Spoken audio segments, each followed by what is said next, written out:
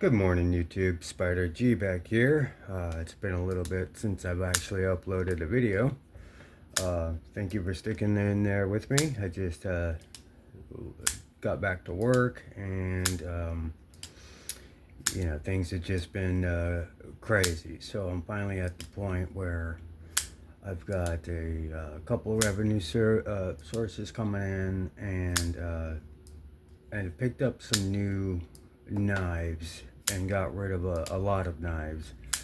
Um, I a lot of Vosteed knives that have come out, I've really taken a liking to, and I really have kind of changed from liking drop points and stuff like that. I still love them, but what I'm into right now is these big belly type style knives. This is the Psyop, Vosteed Psyop 299. So it's not the mini or the full size. I'm kind of stepping back from crossbars. This Vosteed was the last crossbar that I bought.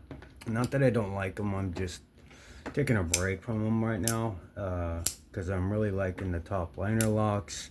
I got rid of most of my button locks. I know they're still good. I did keep a couple, but this is just a superior lock that I like a lot. Along with um, this one has the belly too, but it doesn't. It has more of a rounded up tip.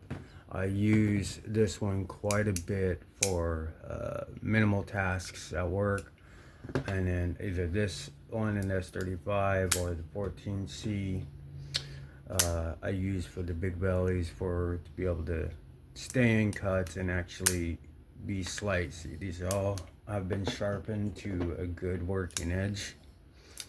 This is the what is the parallel? It's very thin. It's exactly like my go-to when I really need to slice up some things, because there are different types of things I do cut, and so I like to have at least two and then a backup, right? So I've been carrying this as my backup and this my primary. This is just an amazing knife right here. But sometimes the choils, when you're cutting down, trying to bear down, you can't really get in there too much or it won't stay. So that's why sometimes I like like a sheep's foot or my Civivi hollow grind Elementum and Nitro V. And then I got the Civivi 11th anniversary and S35. These all are really good knives. Some are evergreen here, like this Praxis. I like the Praxis. I like the Elementums and the flat grind, and then the hollow grind. But what we're gonna do today is we are gonna take apart the 299, because what I'm finding is if you don't push down the button, if you just lackadaisy on it, you could kind of get this double clutch feeling, right? And it also happens, not as much on the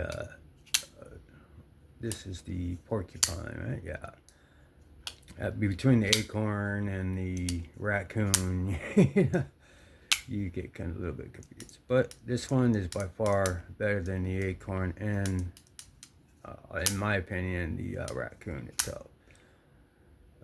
This porcupine is just amazing. The belly, the plunge, everything that you get. It did come with a longer, kind of a pointier tip, which I like, but I also like to have it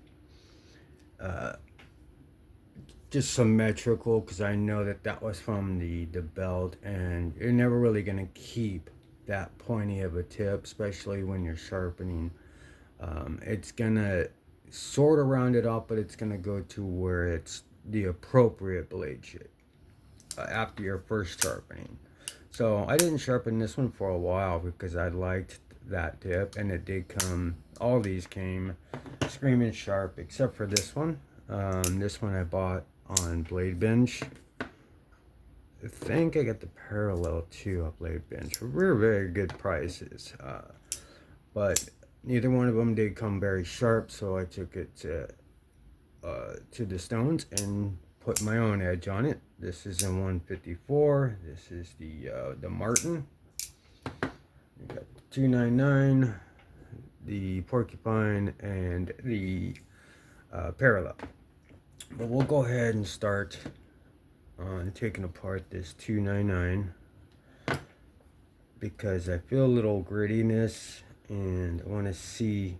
I put skiffs in all these. I like to put skiffs in knives that I use. There's really no point to put them in a knife that you don't. But it is to each their own. But they really broke in pretty good. What I like about the top liners is you could actually, disengage it and then have like a drop shutty as well. So if I was to just barely do that, you could drop it down like a regular liner lock. It's pretty cool. And this has skiffs in it too, and it just broke in. It was already broken in, but you put in skiffs, you flip washers, and it just comes, and I like my pivots a little bit tight, and I Loctite them, so because I fidget with them at the same time, and when you're using them in a hard use situation, it can back out on you, but these haven't backed out, and they got incredible edges. They just probably need to be honed up a little bit, a little stropped up. But all right, let's continue with this here. Do I need to take off? No, I don't think so. It's just, yeah. It's just, you don't have to take, this just holds in, this part right here just holds, this screw holds in the inlay. And then the pocket clip, you don't even need to mess around with it, risk stripping it or anything.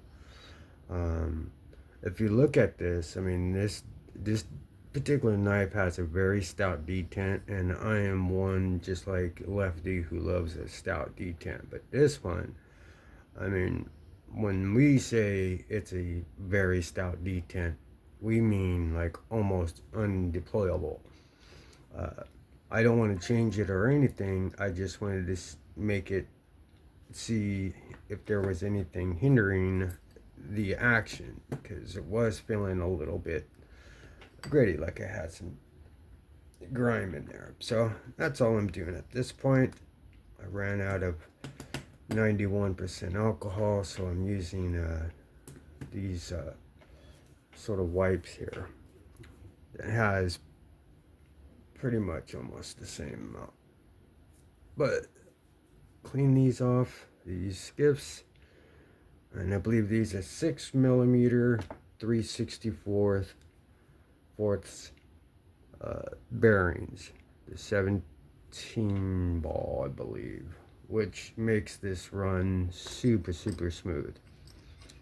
You could also front flip this bad boy too, but the jimping, it's more of a technique than just brute force, grip strength. You do need to have that grip strength, but you could do that on a lot of knives that aren't really meant for it.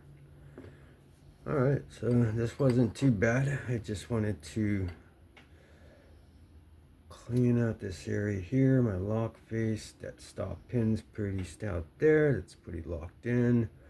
And then you can see that this is hardened steel.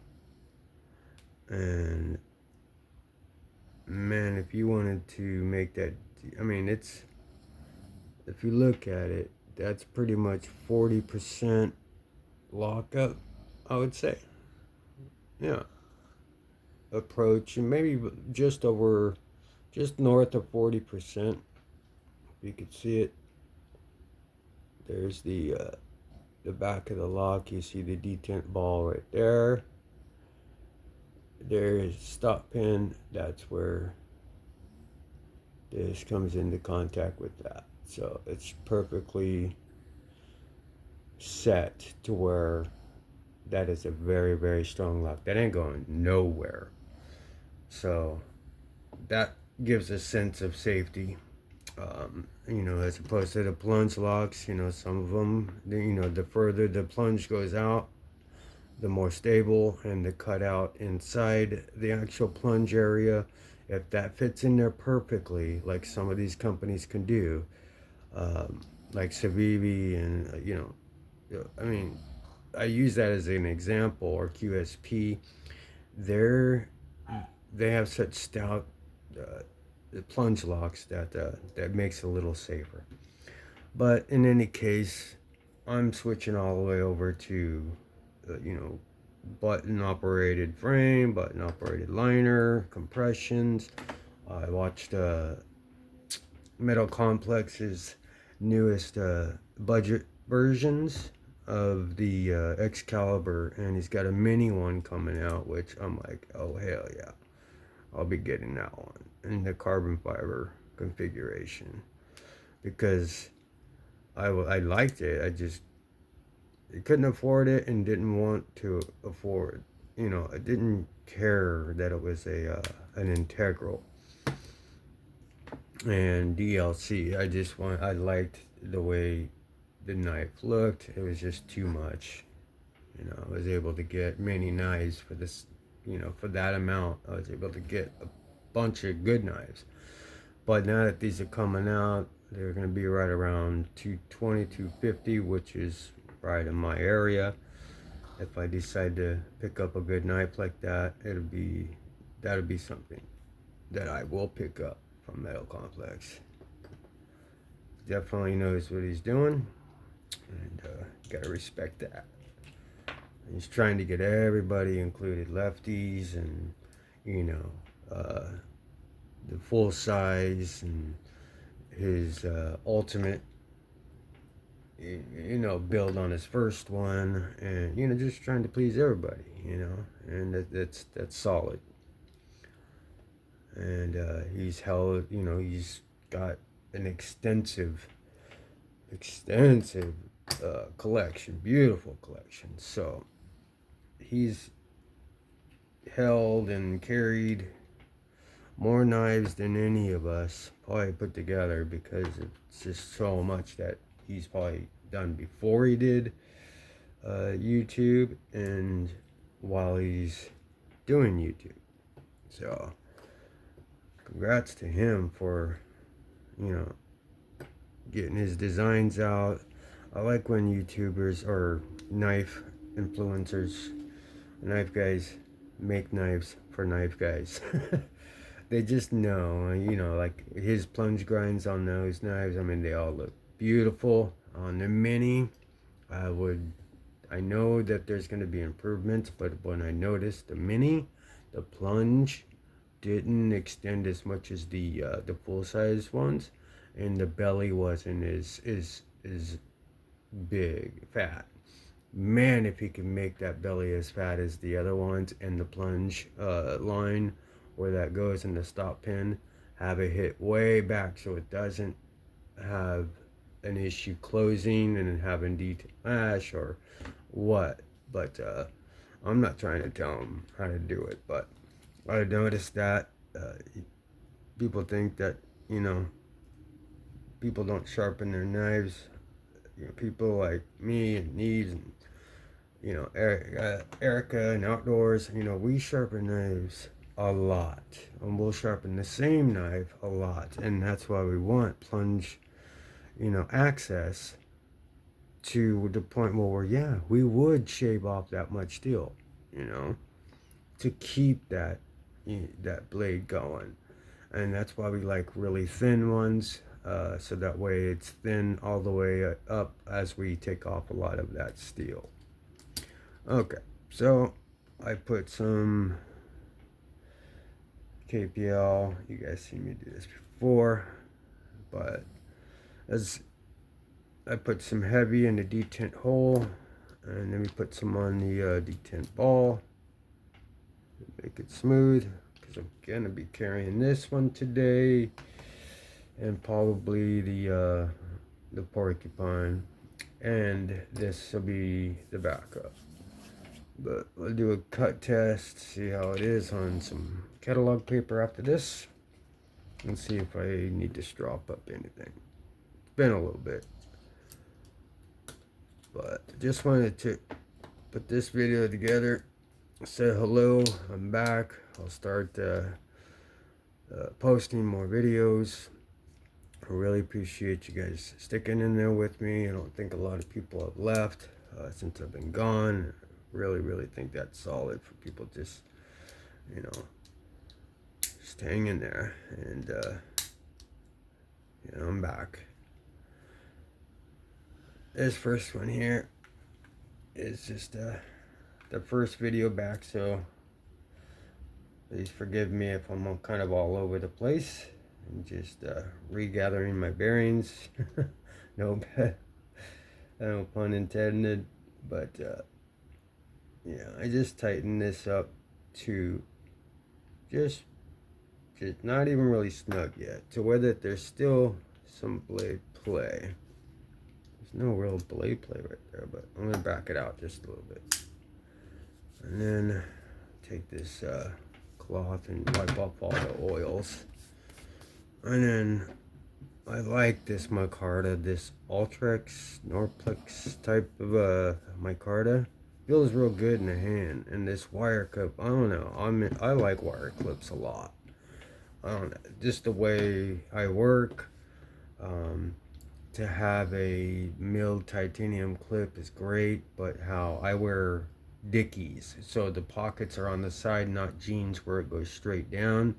So if I don't have a deep carry clip, a lot is sticking out, and then I could possibly lose it, as I am in my pockets a lot. So I could easily accidentally drop it and either scratch the hell out of it or just completely lose it altogether. So the wire clips, I could put the tension to where I like, and or if it's like these, this one's okay. This one was okay, but I had to, you know, the buttons, as you can see, they don't sit flush, and but the way my pants are already chewed up, once it gets past those buttons, it's pretty much locked in, and then when I go to pull it out, it's just fine. It was almost tapping, but when I took it off, I turned it around and bent it down, and then turned it back around, and it had really good tension here, which is where I need, as it's in there, and then it locks in behind those. That's the only time these screws really lock me in. Other than that, I'd want it flush and actually inset, but it's good. And I think this is the classiest color of the Martin, and I got it for very cheap. The milling is awesome. It feels good to just rub on here, and it just with the, I don't know, it's just very good. All right, so let's go ahead and complete this one up. It's been a little bit, and I'm just gonna put these two pretty tight snug. They're not backing out, but I haven't had any centering problems, so I always check to make sure that everything is at least as snug as possible, and anything's not like backing out, which none of them are. All right, now we can go to the blade. Let's see what we got. See, yeah, so let me back this off. It's getting off centered. There we go. Let's see. Let me get some blade play. All right, that's where the blade play stops. You gotta really push that button in, so it would be virtually impossible for you to accidentally disengage this. I mean, it's inset. You have to like seriously push it down because of how much that lock bar sticks over, and it's pushing it out pretty good, but you gotta almost make it flush, which I like that. So anyway, let's go ahead and button this up, and let's see if I can't give it a little turn. All right, no blade play. All right, everything looks good there. Everything looks good. All right, so let's we're good there. Very good knife. I love this knife. I love the fact that, you know, you have a little resting spot there, and when I do cut, I don't have a choil to get cut stuck in the cut. So when I have like a lot of boxes or fixed stuff to the cut, and that might get caught up in here, I'll use, or in the choil area, I'll use this. But a lot of the times it's one of these, you know. So, or my Praxis, which is a very good slicer, as it is with the s35vn. Yeah, with the dark, that's my favorite. Fat carbon is the blue Arctic blue, and then this is the type of knife, you know, that's more utilitarian, stay-in cuts, more of a utility style knife. But us knife guys, we like to have a little flair instead of just a utility knife. Plus, those don't really do the job that we need done at a serious maintenance or construction job. We need actual knives, tools. All right, let's make sure. All right, centered. Let's go ahead and back it out a little bit.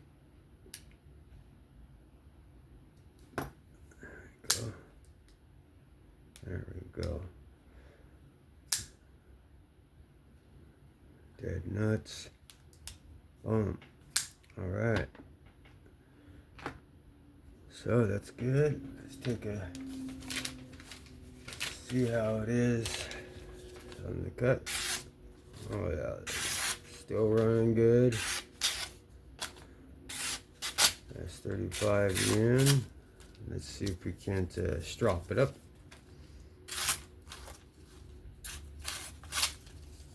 Yeah. Maybe a couple little micro somethings on the edge there. But we'll go ahead and take it to the 0.5 stroppy stuff. Clean off that edge, the bevel.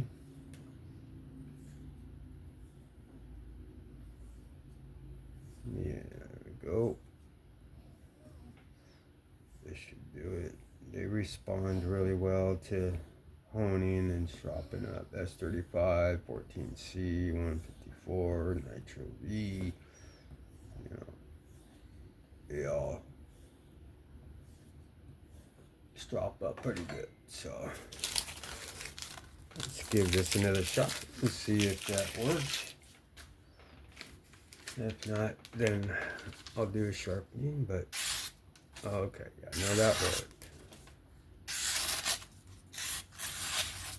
Yeah, that's good enough for a while.